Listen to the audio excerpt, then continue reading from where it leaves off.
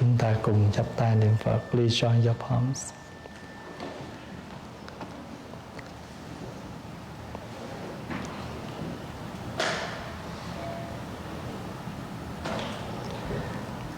Nam mô Bổn Sư Thích Ca Mâu Ni Phật. Nam Bổn Sư Thích Ca Mâu Ni Phật. Nam Bổn Sư Thích Ca Mâu Ni Phật.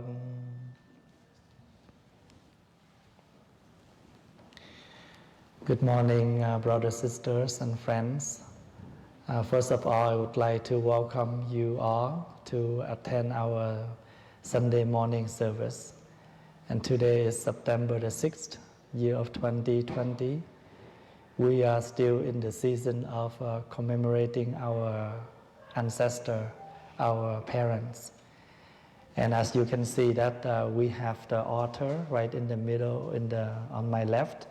That is the ancestor altar for all of us to direct our mind to commemorate our ancestors. According to the Asian tradition, especially in the Vietnamese tradition, we are very respect and pay attention to our ancestor and parents, to see how we show our love to our loved one. There are many ways to show your love. But first of all, you have to understand what they need in order to show your love. In Buddhist practice, we call understanding and loving. If you cannot understand your loved one, it's very difficult for you to show your true love. Sometimes they don't need that much. Sometimes they need things very simple. But in your eyes, in your mind, you think you must do something very major in order to show your love. But actually, sometimes what they need is very simple. I understand that the parents won't need much from us. What they need is our presence. What they need from us is the way we live. Because the way we live is a great treat, a great gift for our parents. They won't feel happy to live if they feel that their children still very difficult in their daily living. So in order to show that to your parents that you're okay, you prove to your parents by the way you live, a healthy way, a mindfulness way. And that's why in Buddhist practice we all learn to live in a mindful living. What is mindful living? We all eat, we all drink, we all talk, we still everything the same. But when you turn and learn to Buddhism, we eat with mindfulness. We need to select any kind of food that able to bring healthy to the body. So we need to cultivate the practicing of mindfulness, the practicing of understanding what our body needs. If you think this is healthy, but you don't know how to moderate, it's also not the practice. So in Buddhism, we use the word contemplations, reflecting. Before you eat, you must reflect how much you need, what you need, and how to take it. So make sure the food you bring in, they digest good. If they do not digest good, that means your body is not in a healthy condition. Remember that we need both to be healthy. your physical body and your mentally. So every day we take food, but sometimes we are not mindful enough to take the right food for the body. The same as we are looking for entertainment, but we are not mindful enough to take the right entertainment that makes sure that bring more learning, more healthy for the mind when you entertain. So Buddhism is not a religion where you come for worship only. We do have worship, we do have chanting, we do have prayers, but the chanting in Buddhism doesn't mean we report to the Buddha. It doesn't mean that we are begging the Buddha. See how hard I'm working? So you have to recognize my good deeds in order to support me. But the chanting, the prayer in Buddhism means you have a chance to read back, to review what the Buddha taught in order to apply the teachings directly into your life. This morning, on the way from Westlock back to Edmonton, I have talked to some of the members while we back. And I told them that in this life, what we need is some understanding. Because sometimes you know something, but you don't understand. Knowing and understanding is different. You may know your wife, but you may not understand her. Sometimes you will surprise. Of course I know my wife. Of course I know my husband. Of course I know my loved one. Yes, you know them, but do you understand them? That's the difference. So knowing something, knowing the Buddhist teaching is not enough. You have to understand the Buddha's teaching. And understanding is not enough. You have to practice the teachings. So when we turn to the triple gems, the Buddha, the Dharma, the Sangha, this is the good intent, the good direction. I'm looking for a teacher. I'm looking for a direction. I'm looking for a community to live with. This is what we need everyday life. You need a family. You need the community. We all need someone to be with. But if we have no method, no instruction, how to make this community healthier each day, then maybe at the very beginning it's very happy, but a very sad ending. This is not healthy. So we have a community, we learn the teachings, we call Dharma. Dharma means the way, the path, the direction, the truth. This is what we are looking for every daily life. You want to come here, you must know the direction. You want to do something, you must know how to do it. So no one of us here that we're doing something but we have no hints in hand.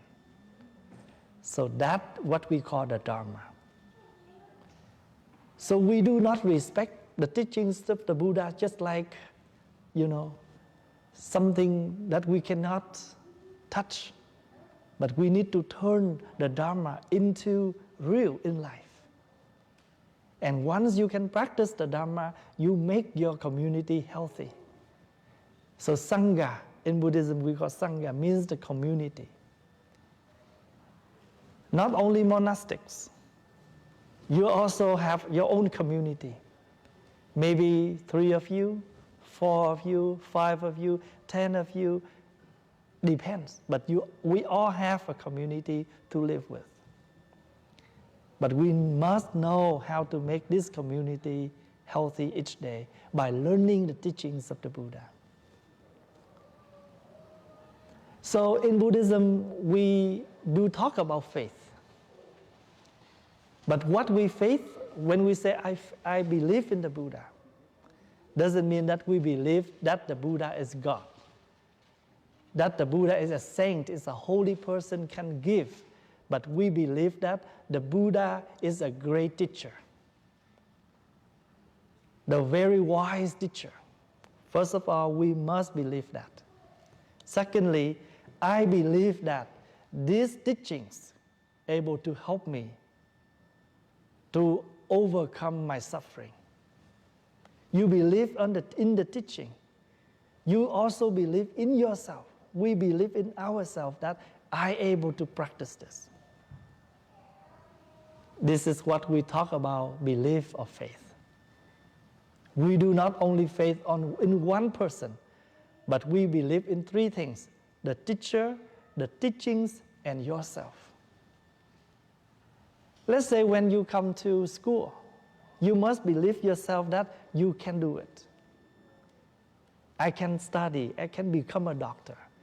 If you have no belief in yourself, how can you become a teacher? So we have to self-trust. We trust ourselves. We trust our teachers. We trust their teachings. With these three things that you trust, you can become something you want.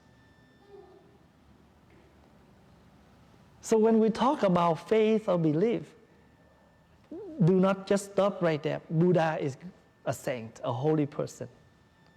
Very simple belief. Buddha is a teacher. Buddha is the wise teacher who is able to show me the way in this life. Dharma is the direction that is able to bring me to overcome the suffering. Dharma is the instruction, help me to cultivate peace, happiness. We are looking for the truth, and Dharma is the truth. Life is impermanent. The Buddha informed with us, life is impermanent. But the Buddha never stopped there. The Buddha said, because it's impermanent, so wholeheartedly live with it. Live with what you have. So one day it's no longer with you, you have no regrets. Your loved one will leave you soon, cannot tell. So that's why any time that you can be with them, be with them. So when we talk about impermanent, doesn't mean we try to suffer ourselves. We do not try to depress ourselves, but we try to live with full of energy of living, that I do have a full day. Every day in the monastic life, we begin our day at 5 in the morning. And we finish our day at 10 p.m. And the last thing we do for the day is sitting meditation. And when we do sitting meditation, one of the things that we're thinking about, breathing in, I realize this day is finished. Breathing out, I realize I have used this day meaningful. I smile. We may not have tomorrow. This morning when I do guiding meditation for the community, and I told them, I guide them, yesterday already passed. Tomorrow not yet come. Let's enjoy today. Use this day. Because we are sitting here, but we have nothing guaranteed that we have tomorrow. But there is nothing wrong to say tomorrow. There is nothing wrong to plan for tomorrow. But once you plan for tomorrow, have your seat today. Because tomorrow is the fruit. But when tomorrow arrives, you do not call tomorrow, you call today. So tomorrow is just a word. We don't have anything called tomorrow.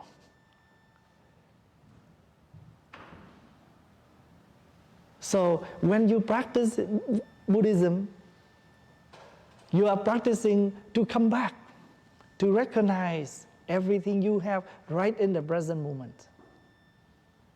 It's not talking about the past or the future. We do not talk about the past, we do not talk about the future, but after all, we come back to the present to see. You bring to the past to learn experiences. You talk about the future, so you know what to plan now, so you have a possible future. I remember there was a book called For a Future to Be Possible. It's a good book. That is the book with the collection of many writers. They share about their practice, and they combine all their writing in one book called For a Future to Be Possible. You can order this online. And from that book, they introduce you many other books. And you can find. And remember, reading books not only one time is enough. Every single time you reread, you learn something new from there. Exactly like our life. When I reflect back my life, there is something that I can learn from. Our life just like a book. Many things we can write on there. So today, we still in the time of Ulambana, Parents' Festival. Ulambana means the intent to save a person who has been hung upside down. The one who has been hung upside down is very suffering. They need us to come to rescue them, to help them. There are a lot of people right in front of us, behind us, beside us, they suffer. They need our help.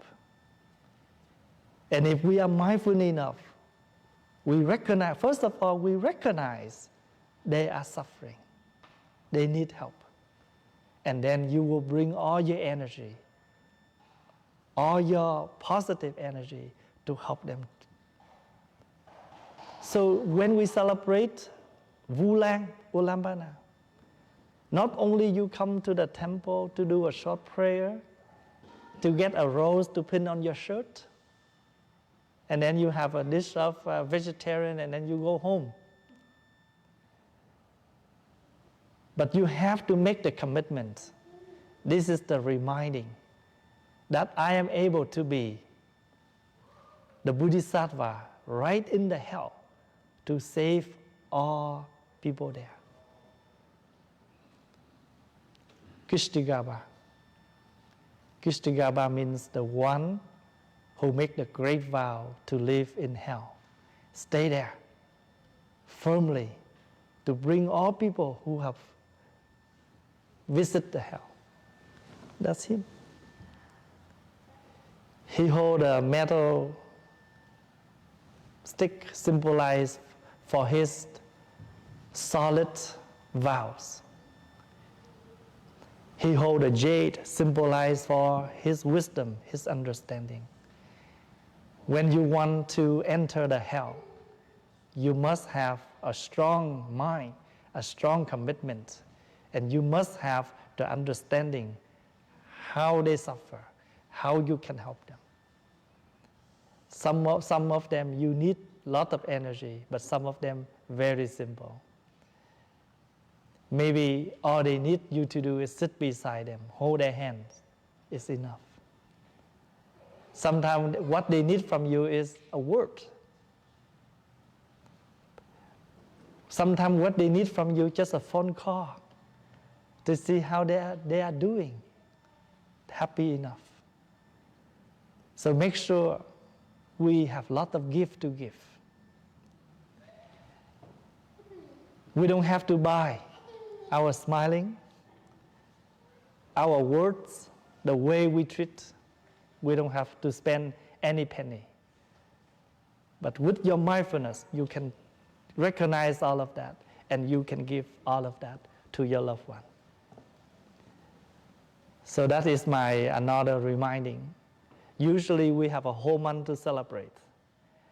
So if I have a chance to meet you on the weekend when you come to the temple, and I always try to remind the meaning of the celebration so you all can understand. This is the celebration to cultivate the good attention. Pay attention to your loved one. They need you. They call you with their voice, sometimes without any voice, just silently inside of them. But if you are mindful, you can hear their calling. If you are mindful, you can see their tears. Sometimes they don't show out. But with your mindfulness, their tears show on their eyes, show on their smiling. They're smiling, but not really smile. Still something in there. So if you are mindful in the practice, you can do all of this. You can be a good bodhisattva, a very active bodhisattva. Bodhisattva means the great being who live with all their vows. And make sure we all have a vow to live. For example, I vow to help my brother. It's a vow. I vow to help my sister. I know my mother is suffering. I need to help her. When you're thinking about that, you're already making your commitment, your vow to help. And live with your vow.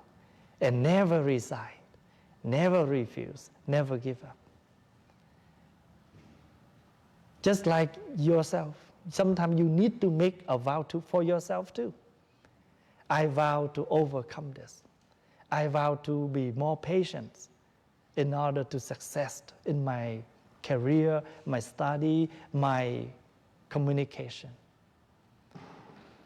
Do you know that when we want to live together as a good community, a happy and healthy community, you must put a lot of investment there? It's very miracle. We all need to invest the energy of peace there in order to make this possible. Just like the temple here. For 30 years in Edmonton to service the community. It's not a job of only myself. Everyone who lives in this monastery, we all need to invest. We need to put our hands and our heart in to make this community continue and stronger. When you build up a family, you just build a family. But that family needs a lot of positive energy to continue. When you just marry, you just start. You need to build up a lot of things to make your family stronger and healthier. Do not just live there and let it, that is the Buddha's job. The Buddha only able to give you the instruction. You want to build this or not, it's yours. So everything we build, even relationship. We build a relationship, we keep the relationship. How to keep it? If we do not appreciate it. If we do not appreciate, the relationship cannot last long. So thank you for your attention this morning and your listening. I hope you all have a happy weekend.